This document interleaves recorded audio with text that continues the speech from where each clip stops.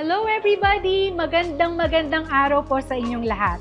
Napaka-excited namin ngayong araw na ito dahil kasama namin kayo to celebrate God's goodness dito po sa His Life TV. I am Pritz Faustino from the Couples Tribe at dito po sa His Life, we'd like to let you know what real love is. It says in 1 John 3:16, "This is how we know what love is. Jesus Christ laid down His life for you and for me." Para naman po mas marami pa ang mas maka-reach nitong broadcast na ito, please help us. Tulungan niyo po kami by sharing the link to your Facebook and social media pages. By the way, gusto po naming malaman kung saan po yung location ninyo, kung kamusta po kayo ngayon. So anytime during the celebration, you can comment dun sa comment section natin down below para po malaman namin and we'll get to know you even more. Also, to get updated, no, and stay in touch with us dito po sa His Life City Church, please subscribe dito po sa ating YouTube channel and also follow all our social media pages. We have Facebook, we have X, Instagram, and TikTok. So, gusto po talaga namin that we're always connected with you and you can always reach us anytime that you'd like. Bago po tayo mag-start sa ating celebration ngayon, I'd like to share this very powerful verse with you. Talagang kagabi while I was praying, talagang this really touched my heart. Sabi niya sa Jeremiah 32 verse 27, New Century Version, sabi niya, I am the Lord, the God of every person on the earth, and nothing is impossible for me. I don't know what you're going through this moment that you are watching this broadcast, but God has this important message to you, that He is your God and nothing is ever impossible for Him. Nothing is too hard for Him. Ano man yung prayer mo, He sees you and He can hear you and He will answer you. Tayo pong lahat ay manalangin.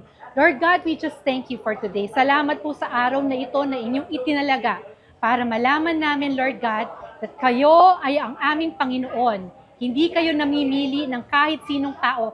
Kayo ay Panginoon ng lahat ng tao at walang imposible sa inyo, walang mahirap sa inyo at naririnig nyo kami, kinakausap nyo kami at sasagutin nyo ang aming mga panalangin. Today, O God, prepare our hearts, Lord God, as we are here to worship you, as we are here to magnify you, as we are here to serve you, O God.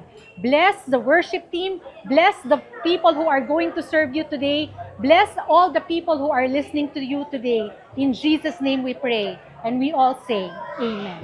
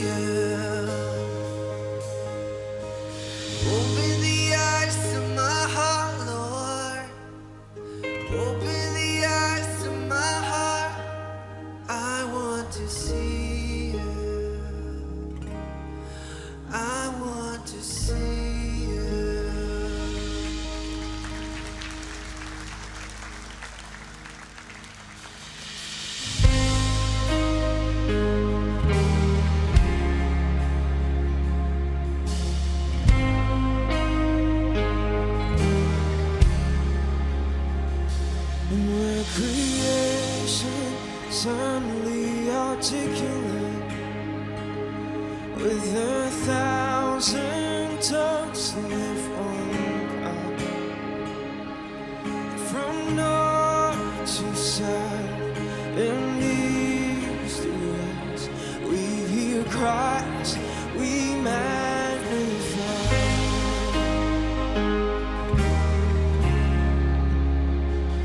With the horn echoing his eminence, his name would burst from sea and sky. From river to the mountain tops, we hear Christ be magnified. Sing this chorus with me. Oh, Christ be magnified. Sing, oh, Christ be magnified. Let his praise arise.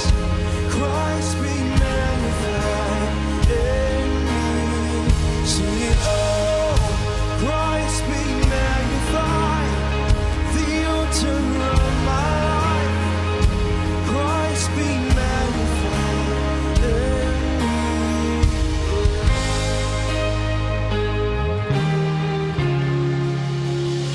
When every creature finds its inmost melody, and every human heart its native cry, in one, oh, then in one rapture, hymn of praise, we'll sing Christ be magnified.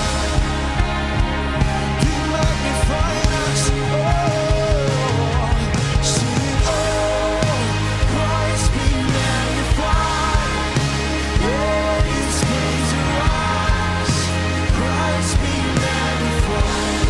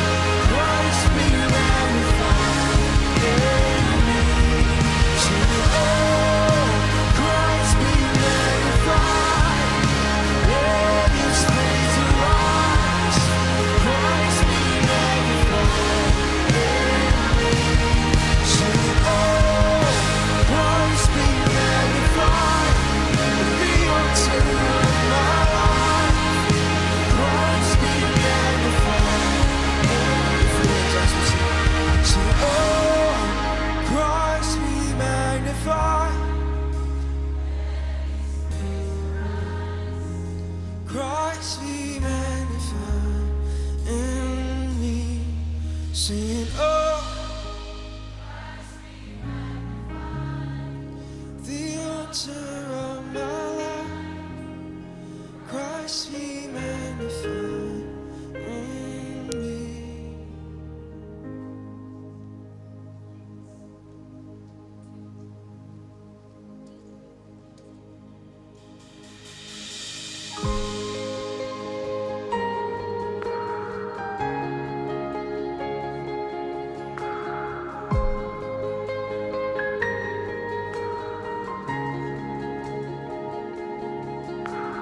I could sing your name for all my life and still find more to love each time.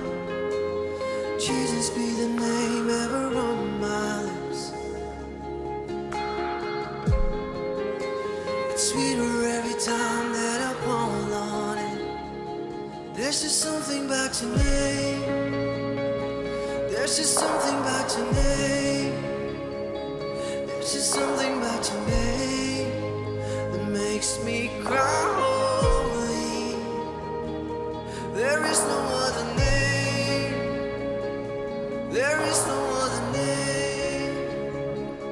There is no other name. Jesus, you're worthy. You have been the friend who never left. I won't forget your faithfulness. Jesus be the name ever on my lips. Yeah. Sweeter every time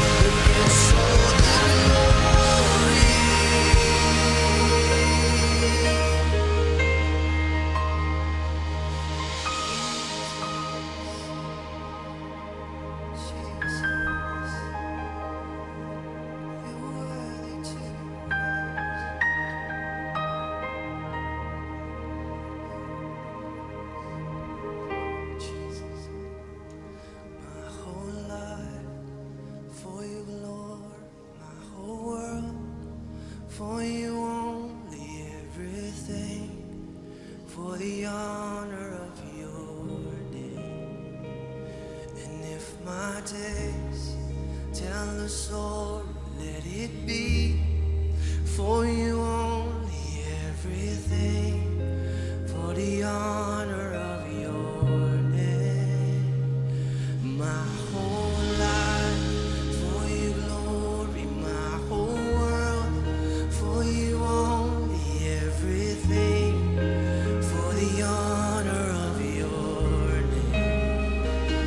And if my days tell the story, let it be. Everything. Make this your confession this morning. My whole life, my whole life. For you come, for you only everything, for the honor of all my days are yours. My days,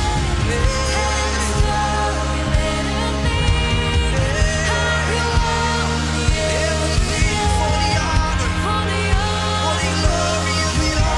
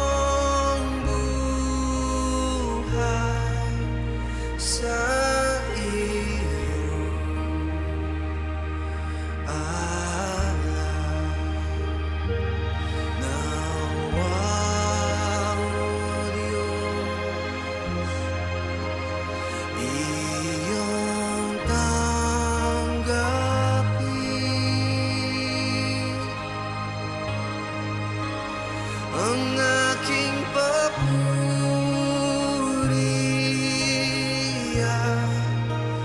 ang aking papuri,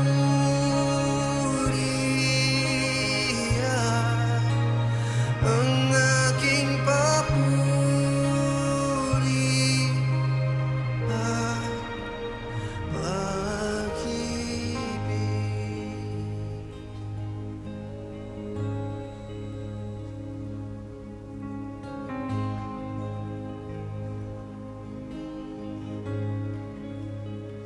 Mahal kita, walang hanggan ang iyong biyaya. Buong buhay, hawak mo sa iyong kamay. Mula sa aking pagmulat hanggang sa paghimbing, awitin ko ang kabutihan ng Diyos. Ika'y tapat. Ika'y tapat sa habang buhay. Ika'y mabuting magpakailanman. Hangga't ako'y nabubuhay, awitin ko ang kabutihan ng Diyos. Ang piling mo, siyang gabay sa kadiliman. Naroon ka sa gitna ng kaguluhan. Ika'y aking kaibigan, o Diyos aking naman. Ako'y buhay sa kabutihan ng Diyos. Ika'y tapat sa habang buhay. Ika'y mabuting magpakailanman. Hangga't ako'y nabubuhay,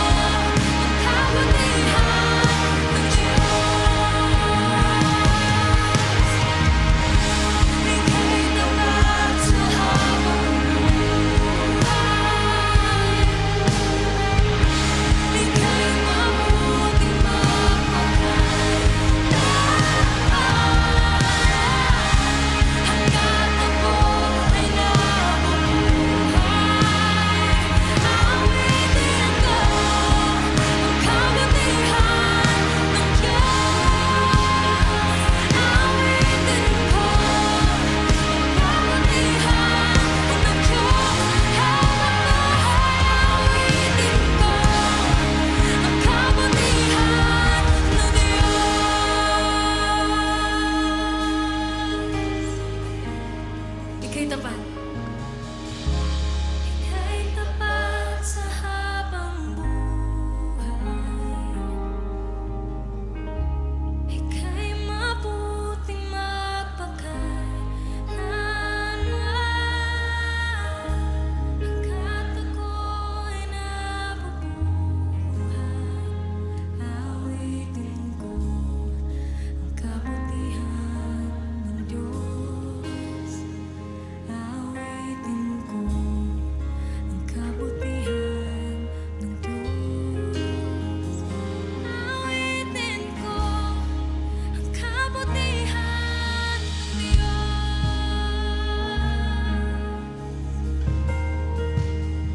O Diyos, aming Ama, pinagpapala po namin ang inyong banal na pangalan. Diyos ka ng lahat ng kabutihan. Kung may isang bagay po na aming dahilan para manatili sa aming paglilingkod sa inyo ay yung katotohanan ng sobra kang mabuti. Kung may isang bagay po, O Diyos, na nagtatawid sa amin sa lahat ng panahon ng aming buhay, yun po ang inyong kabutihan. Kaya ngayong umaga, O Diyos, wala po kaming ibang itatanghal kundi ang inyong matapat na kabutihan sa aming mga buhay. Karapat-dapat ka po ng lahat ng aming pagsamba. Karapat-dapat ka po ng lahat ng aming pagkilala. Inuutusan po namin ang aming kaluluwa na purihin ka, sambahin ka at huwag kalimutan ang lahat ng kabutihan mo sa aming mga buhay. Salamat po, O Diyos, sa pagliligtas.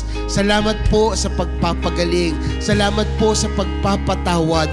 Kayo ang una, kayo ang wakas, kayo ang kumakatagpo, kayo ang hindi tumatalikod sa amin. Kahit minsan, O Diyos, hindi niyo po kami pinapabayaan. Kaya sa inyo po namin binibigay ang pinakamatas na papuri at pagsamba dahil noon hanggang ngayon nananatili kang mabuti. Salamat po sa inyong sukdulang biyaya. Salamat po sa inyong dakilang katapatan. Salamat po sa inyong pag-ibig na hindi nagmamaliw. Hallelujah sa iyong kataas-taasan. Sige po, palakpakan natin ang Panginoon. Purihin natin siya. Itaas ang kanyang ngalan. Hallelujah! Come on, church. Give your best clap to offer it to the Lord your God. Come on, make a joyful noise. Let us fill this place with His glorious praise. Hallelujah! Come on, everybody, shout Jesus! Hallelujah! Come on, give Him praise. Give Him praise. Give Him praise. Hallelujah. Oh, let everything that has breath praise ye the Lord. Salamat po, O Diyos, aming Ama. Dalangin po namin, walang ibang pangalang ang maitaas at maluwalhati sa lugar na ito, kundi kayo lamang. Pagpalain niyo po ang inyong mga anak, pagpalain mo ang inyong salita at pagpalain niyo po ang inyong lingkod. Pinupuri ka namin at dinadakila. Ito pong aming samot dalangin sa pangalan ni Jesus. Amen at amen. Palakpakan po natin ang Panginoon. Praise God, praise God. Amen. Amen. Ang lahat po na excited ngayong umaga magsabi ng Amen. Pwede po bang pakitignan niyo ang katabi niyo at sabihin niyo sa kanya, You made my day. Yan. Kung wala siyang reaksyon, sabihin mo sa kanya, joke lang. Okay? Ang lahat po ng excited, magsabi ng Amen. Praise God. Bago po tayo maupo, please allow me to read our text this morning. I'll be reading from Isaiah 61 verses 1 and 2 from the New International Version. Sabi po ng verse 1, The Spirit of the Sovereign Lord is on me because the Lord has anointed me to proclaim good news to the poor. He has sent me to bind up the brokenhearted, to proclaim freedom for the captives and release from darkness for the prisoners. Verse 2, to proclaim the year of the Lord's favor and the day of vengeance of our God, to comfort all who mourn. Ito pong sulat na ito ng propetang Isaiah na hinula nung taong iyon, nung panahong iyon, ay may kahanay na sitas sa bagong tipan. na kung saan ay inangkin ni Jesus ang katuparan ng propesiyang ito. Basahin po natin ang Acts 4:29-33. And now, O Lord, hear their threats and give us, your servants, great boldness in preaching your word. Stretch out your hand with healing power. May miraculous signs and wonders be done through the name of your holy servant, Jesus. After this prayer, the meeting place shook, and they were all filled with the Holy Spirit. Then they preached the word of God with boldness. All the believers were united in heart and mind, and they felt that what they owned was not their own. So they shared everything they had. The apostles testified powerfully to the resurrection of the Lord Jesus, and God's great blessing was upon them all. Minsan pa po tayo ay manalangin. Banal na Espiritu, kinikilala ka po namin, binibigyan ng laya sa pagkilos sa aming kalagitnaan.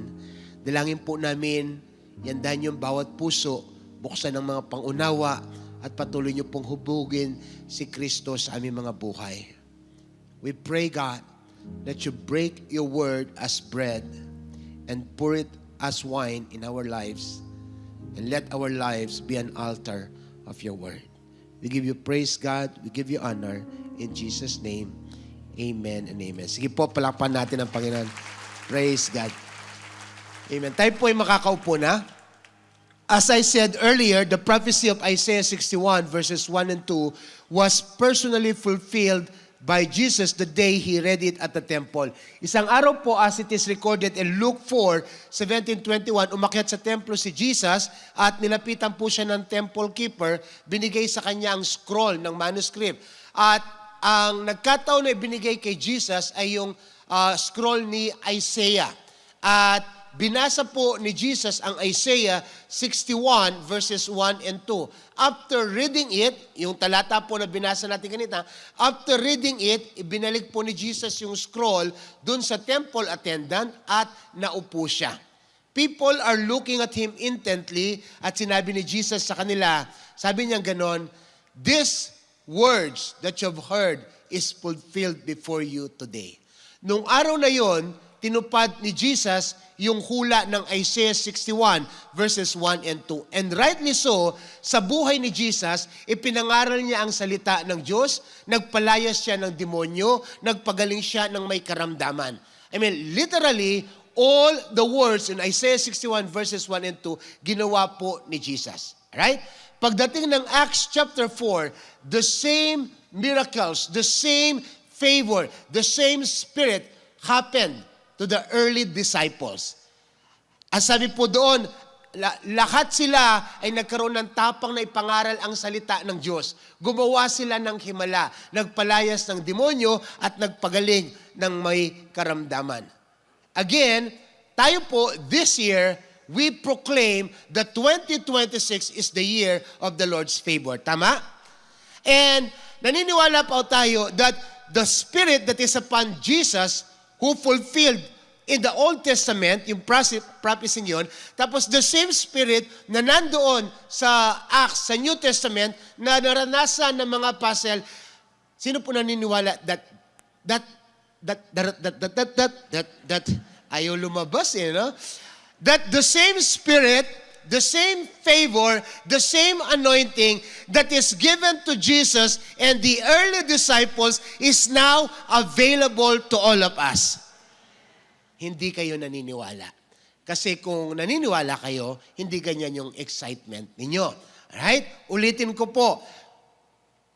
Kung posible na natupad yung Isaiah 61 sa buhay ni Jesus, at natupad ulit yon sa buhay ng mga disciples. Ngayon, inaangkin natin na ang 2026 ay year of the Lord's favor. Sino po naniniwala na pwedeng matupad sa buhay nila yung same anointing, same miracle, same favor ng Diyos? Amen. Amen. Actually po, let me just go direct to our subject this morning. Mabilis lang po tayo. I'm going to talk with you with this message I entitled, Marks of a Favored Filled Life. Palatandaan, marka o muon ng buhay na pinaburan. Tingnan niyo po ang inyong katabi kung siya ay mukhang pinaburan o pinaburen. Mukhang pinaburen lang, no? Okay? So, sino po ang gusto nila ngayong araw na yung buhay nila ay papaburan ng Diyos? I mean, we are claiming that 2026 is the year of the Lord's favor. Let it be shown in our life. Makita ito sa ating mga buhay. At ano yung mga palatandaan? Ano yung muon na ang buhay mo ay pinaburan ng Diyos? Alam niyo po, nung bata ako, may nilalaro kami, yung piko. Alam niyo ho yung piko? Sino po yung naglaro ng piko dito nung bata sila? Yung kalaro nila si Pepe at Pilar, at naglalaro sila ng piko, okay? So, ang piko po ay merong nakadrawing dyan sa kalsada, tapos may mga step, di ba? Ganon, tapos ganon ulit, tapos ganon, tapos makakarating sila sa muon. Hindi pala, doon sa buwan. Okay? So pagdating sa buwan, babalik sila ulit doon sa dulo. Step, step, step, step. Pagdating doon sa dulo, yung pato nila, alam yung pato, ihahagis. Kung saan bumagsak, bahay nila yon. Tama? Okay, drawing sila doon. Palatandaan, bahay nila yon. In the long run of the game, wala nang step na pwedeng talunan kasi may mga kanya-kanyang bahay na. Right? Pero may part ng game na tinatawag na yung isa magbibigay ng porgida. Yung bahay niya guguhitan ng maliit para pag nag-step siya, pwedeng tumungtong doon. Kahit hindi sa kanya yon, makakadaan siya dahil dun sa porgida. Alright? I call that favor. In life, there are things that is not yours. There are territories that are not yours. But God will give you a favor to go through it no matter what. Come on! Come on! Sa buhay po, may mga lugar na hindi sa atin, may mga sitwasyon na mahirap daanan, pero ang pabor ng Diyos ang gagawa ng daan para makadaan tayo, makalampas tayo, at makarating tayo doon sa patunguhan natin. Come on! Palakpakan po natin ang Panginoon. Alright, when we talk about marks of the Lord's favor or marks of a life that is favored by God, ano yung mga palatandang ito? Ano ang mga muon na ito? Una po sa lahat, I call this holy boldness.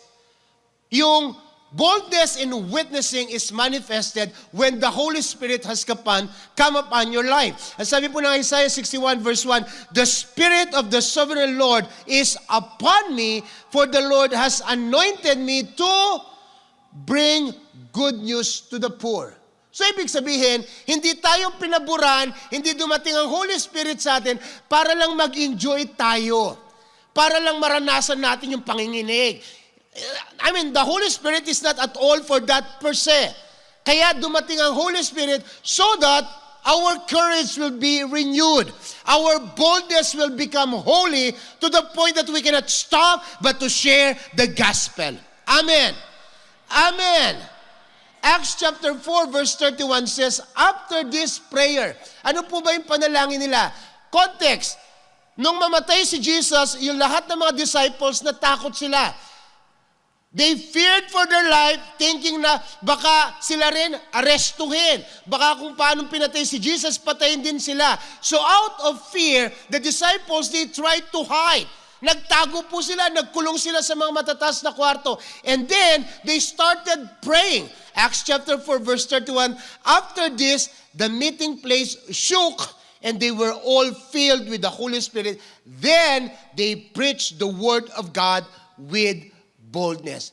We have to understand that the baptism of the Holy Spirit, that the Spirit of favor, that the Holy Spirit fullness upon our life, the first evidence is not emotion, but proclamation.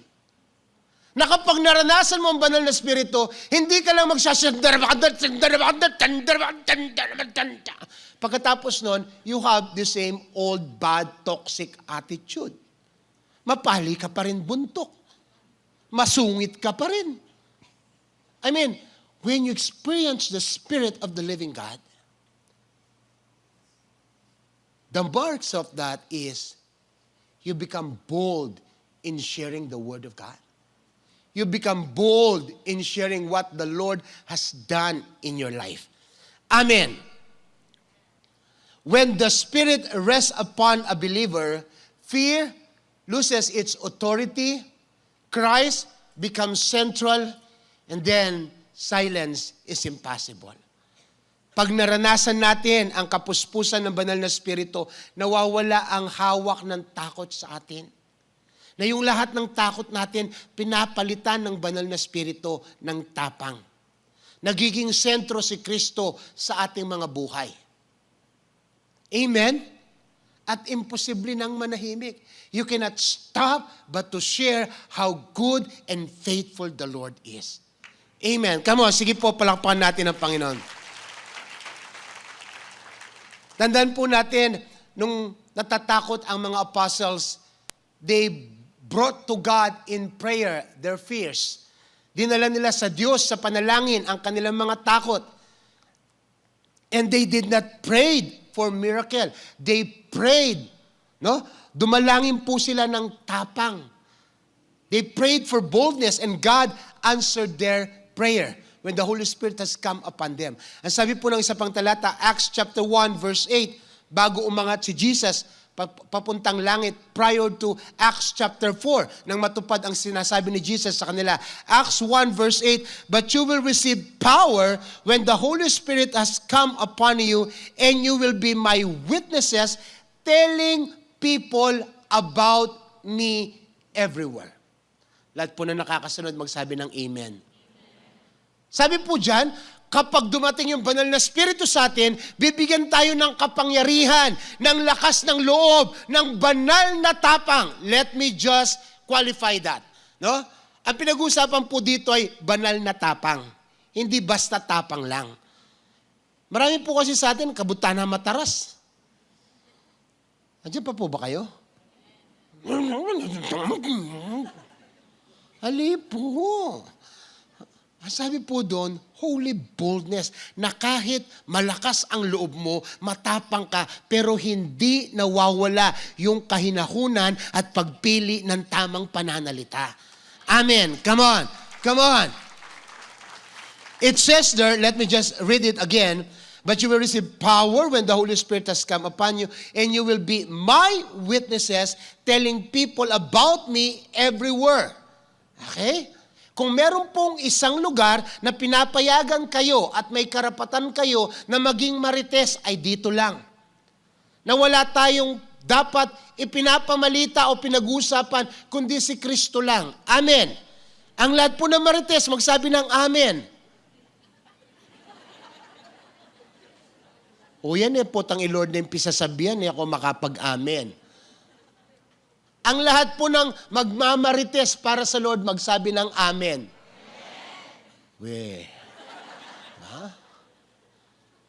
Listen.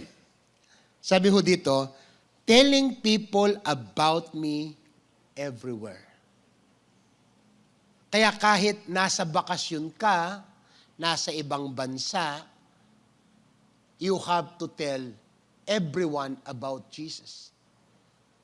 Huwag mong kakalimutan, nasa ibang bansa, walang nakakilala sa atin. Yes, I'll take one for the road on that. Hindi po. Kahit nasaan tayo, kahit sino kasama natin, we should have that boldness to share the gospel. Amen. Sige po, palakpan natin ang Panginoon. 2 Timothy chapter 1 verse 7, for God has not given us a spirit of fear and timidity, but of power, love, and self-discipline. Bahagi po ng year of the Lord's favor is for us primarily to proclaim the good news.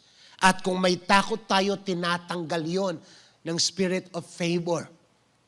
Pinapalitan yon ng power, ng love, at ng self-discipline. Alam niyo po ba, ang sabi ni Jeremiah, ang hirap pigilan nung inuudyukan ka ng banal na spirito na ibahagi ang salita ng Diyos, pero hindi mo ginagawa. Let me read. Jeremiah 20 verse 9, "But if I say, I'll never mention the Lord or speak in His name, His word burns in my heart like a fire. It's like a fire in my bones. I am worn out trying to hold it in. I cannot do it." Sabi ni Jeremias, no? Kapag pinipigilan kong sabihin ang salita ng Diyos o ipahayag ang kanyang pangalan, para akong may apoy sa aking loob. Parang may apoy sa aking mga buto. Hindi ko kaya to. Napapagod ako. Ganun ho kahirap or kasakit yung makipag-struggle sa banal na spirito na hindi ho natin i-share ang gospel. Case in point, Peter. Peter ang natural na madaldal. Si Peter ang natural na marites. Si Peter ang natural na magpalapad ng papel. Okay? But there was a time in the life of Peter that he was gripped with fear. Kaya kasama ng mga alagad, nakatago din sila. Okay? Baka huliin sila. In fact, there was a time na kahit yung aliping babae, kinatakutan ni Peter. Sabi ng aliping babae, "Di ba kasama ka ni Jesus?" Tapos sabi ni Peter, "Ba, John Direct, hindi ko kilala yan. Hindi ko kilala yung taong yan." Siya po. Kilala yan, Ana. Nagmura pa siya. He cursed the thought na kilala niya si Jesus. Until this time, nung mapuspos ng banal na spirito si Pedro, he was a changed person. He started confronting rulers. He started preaching the word of God with power and boldness. In fact, sabi po ng Bible, anino lang ni Pedro kapag dumadaan siya, gumagaling ang may sakit. That's how powerful he became. Why? Because of the presence of the spirit of favor upon his life. Sabi po ni A.W. Tozer, the Holy Spirit makes cowards courageous. Ang lahat po ng takot, magsabi ng amen. Huwag po kayong matakot. Kapag tinanggap natin ang spirit of favor, that spirit will give us the courage. Amen? Sige po, palakpakan natin ang Panginoon. Ano ang mga palatandaan o muon ng isang pinaburan na buhay? Una, nagkakaroon tayo ng banal na takot. Pangalawa, the Spirit starts an unprecedented giving. Acts chapter 4 verse 32 says, all the believers were united in heart and mind. Ganda po, no? Nung panahong iyon, ang simbahan, ang lahat ng mananampalataya, iisa ang takbo ng puso at isip. They have what I call anointed bond. Everybody is just one with one another. All the believers were united in heart and mind, and they felt that what they owned was not their own. Pakiramdam nila kung ano meron sila, hindi sa kanila. At ang sabi po ng Biblia, so they shared everything they had. Ang tawag ko po dyan ay radical generosity. Amen? Na yung alam mong meron ka, pero alam mong hindi sa'yo. Maalala ko lang po, may magkaibigan, ang pangalan ay Unyok at si Buknoy. Hindi po yung Unyok na boksingero, no? Ito pong magkaibigan na to, si Unyok at si Buknoy, isang araw, nakita po sila, makita sila ganito, Unyok!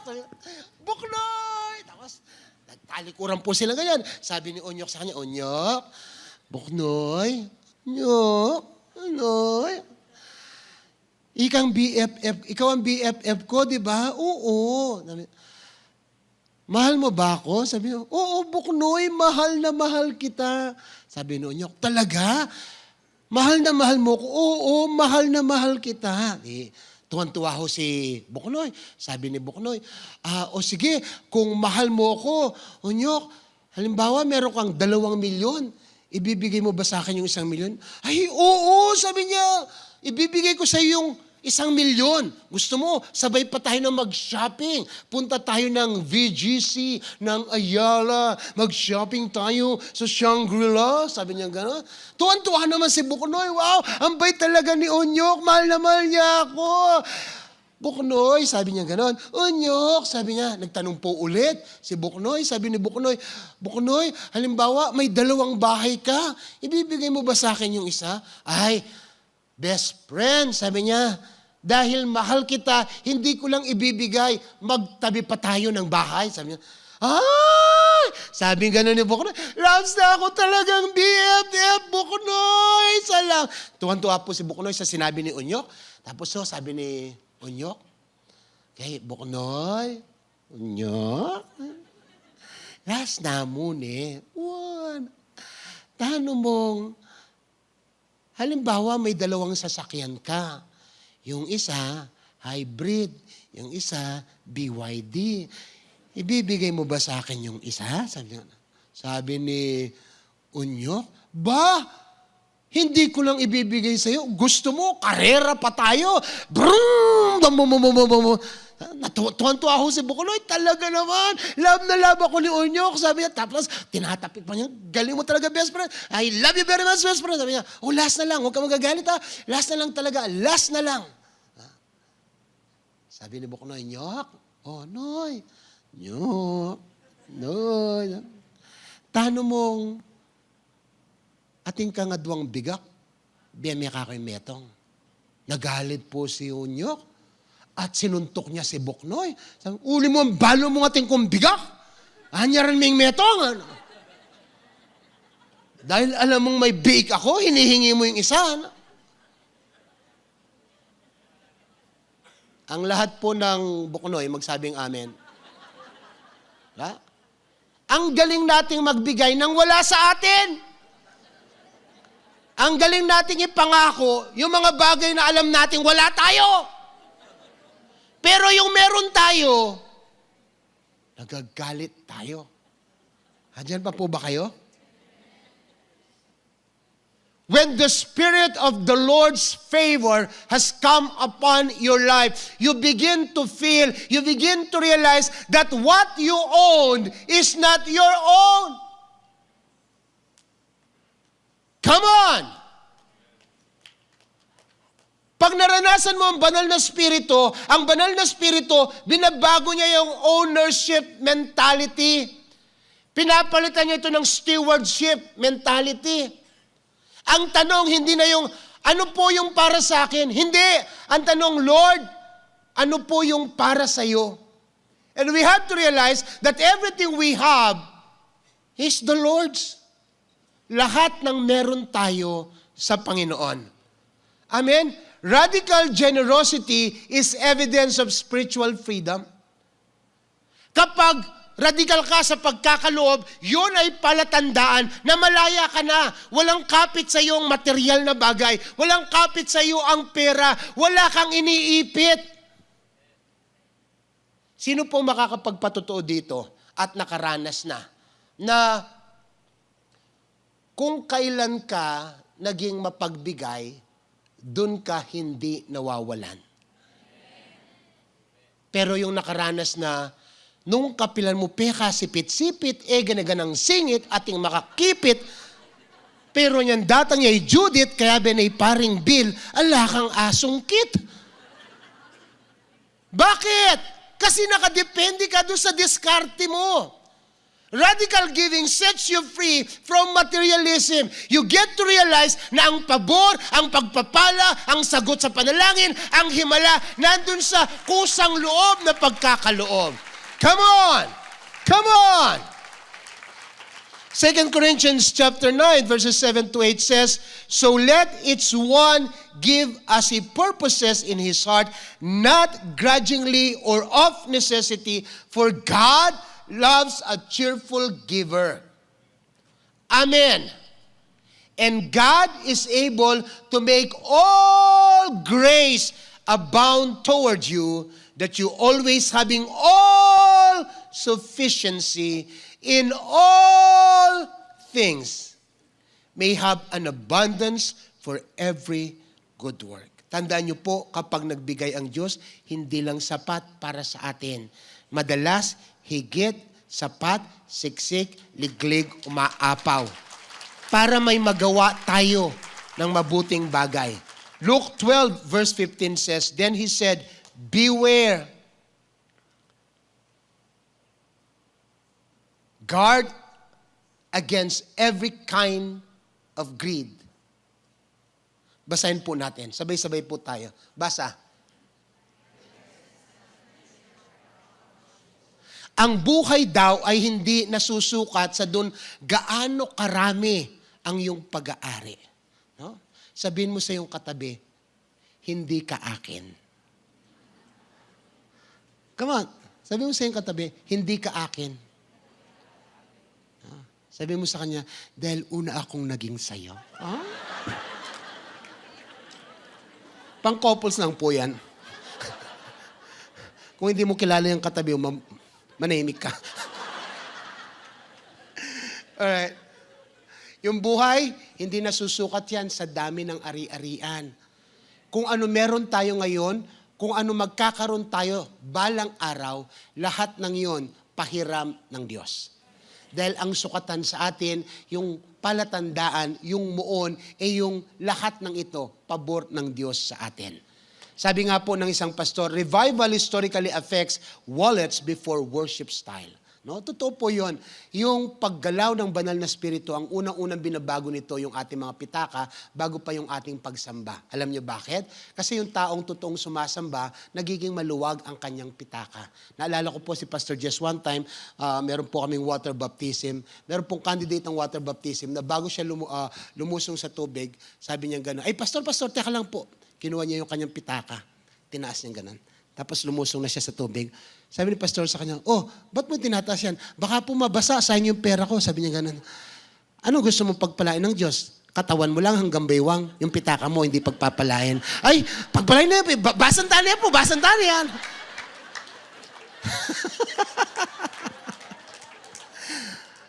Alam niyo po, the Holy Spirit, when it comes upon us, lahat ng buhay natin, binabago niya, kinakatagpo niya. And that starts with our wallet. Sabi nga, when the heart is filled, the hand becomes open. No? Sige po, palakpakan natin ang Panginoon. Sino ang mas maraming tinatanggap? Yung saradong kamay o yung bukas na kamay? Diba? Kaya kapag ang puso umaapaw, natural reaction to that is the hands become open. Sabi po ni D.L. Moody, when the Holy Spirit fills a man, his pockets are affected and as well as his tongue. Nagbabago pati yung pananalita. Hindi lang siya galante sa pera, nagiging galante na rin siya sa word of appreciation. Hindi na siya masungit, hindi na mainit ang ulo. Ang lahat po ng hindi na magsabing amen. Sabi mo sa katabi mo, hindi ka na, di ba? Ayan. Again, pang-couples. Alright. Ano po ang palatandaan ng pinaburang buhay? Una, there is holy boldness. Pangalawa, there is what we call radical generosity. Pangatlo po, no? The resurrection of Christ becomes central on everything, or which I called Christ-centeredness. Balik po tayo ng Acts chapter 4, verse 33. The apostles testified powerfully to the resurrection of the Lord Jesus, and God's great blessing was upon them all. Huwag po nating baliktarin yung padron ng langit. Ang padron po ng langit, sabi ni Jesus, if I be lifted up, I will draw all men unto me. Kapag si Jesus ang itinaas, lahat ng tao ilalapit sa Kanya. At sabi po dito sa Acts, nung ipangaral ng mga apostle, yung resurrection ni Jesus, yung kabutihan at pagpapala ng Diyos dumating sa kanila. Let us not concentrate on God's great blessing and forget about Christ and His resurrection. Tayo po, ang dahilan bakit may pabor sa buhay natin Ang dahilan bakit the year of the Lord's favor has come upon us so that primarily we proclaim the good news. And the good news is Jesus. Yung mga disciples po, they did not preach about miracle. They did not preach about casting out demon. They did not preach about answered prayer or provision. No. They only preached. They centered preaching on the resurrection of Christ. And everything followed. Huwag po natin kakaligtaan sa taon ng pabor ng Diyos. Ito lang ang mensahe natin. We don't have any other message but Jesus. And everything that we need is found in Jesus. Amen. Sabi nga po, dumating daw ang banal na spirito hindi para ipagyabang ang kanyang sarili, kundi para luwalhatiin si Kristo. The ultimate sign of the spirit of favor, Jesus becomes our message. It's not our experience. Ay, favored ko talaga kasi, bahal mo, makanining karanasan ko. No, it's not about experience. Not personalities. Not manifestation. What is favor all about? It is about Christ. Christ alone. The crucified one, the risen one, and no other one but Christ alone. Si Kristo lang dapat ang niluluwalhati natin. Amen? Amen. May inaaral po akong mensahe na sabi ni Jesus, I am the light. Tapos sabi niya sa atin, you are the light of the world. Alam niyo po yung trabaho ng ilaw, especially spotlight. The spotlight are not even aware of themselves. They are focused on their function to focus their light on someone that they are lighting. Kaya niyo po ako nakikita ngayon kasi nakatutok sa akin yung spotlight. Tama? Hindi naman sinasabi ng mga spotlight, oy, pansinin niyo naman kami. Kaya niyo lang nakikita yung cute na yan dahil sa amin, inilawan namin siya. Hindi ho yun yung function ng spotlight. We are not even aware that they are there because they are doing their function to shed the light on the person sa stage. So tayo po bilang mga Kristiyano na nakaranas sa pabor ng Diyos, na puspos sa banal na Espiritu, we are not even conscious of ourselves. Ang trabaho natin, ipakilala, shed light, ipakita, ipangaral, si Kristo wala nang iba. Hindi yung galing natin, hindi yung talento natin, hindi yung karanasan natin, but Christ and Christ alone. 1 Corinthians chapter 2 verse 22 says, for I determined not to know anything among you except Jesus and Him crucified. Wala ho tayong dapat ipinakikilala, pinapangarap, ninanais o pinapahayag kung hindi si Kristo lamang. Sabi po ni J.I. Packer, one Christian author, the Spirit came not to be seen but to make Christ seen. Sana po kapag dumarating tayo sa isang lugar, sa life group, sa business, pagdating natin, nararamdaman ng mga tao sa paligid natin na meron na magpapakilala, magpaparamdam ng presensya ng Diyos sa lugar na yon. Because, don't forget, we receive the Holy Spirit primarily to bring the good news of Jesus. So everywhere we go, we are expected to make Jesus known. Kung estudyante ka, pagpasok mo ng classroom, dapat nararamdaman nila, nakikita nila. Kung trabahador ka, pagpasok mo ng trabaho, dapat nararamdaman nila.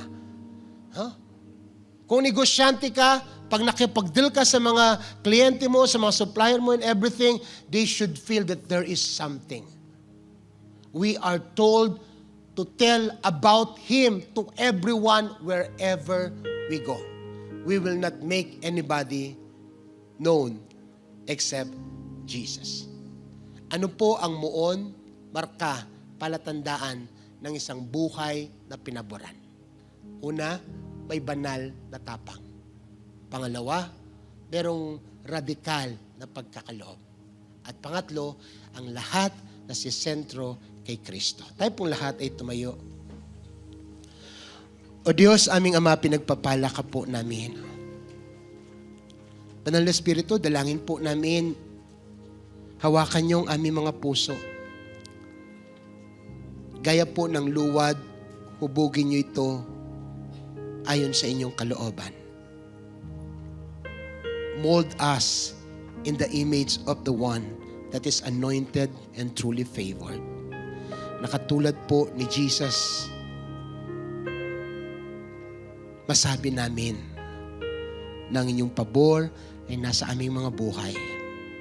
Kakitaan po kami ng banal na tapang na ibahagi ang inyong salita ng radikal na pagkakaloob na may pagkilala na lahat ng meron kami ay sa inyo.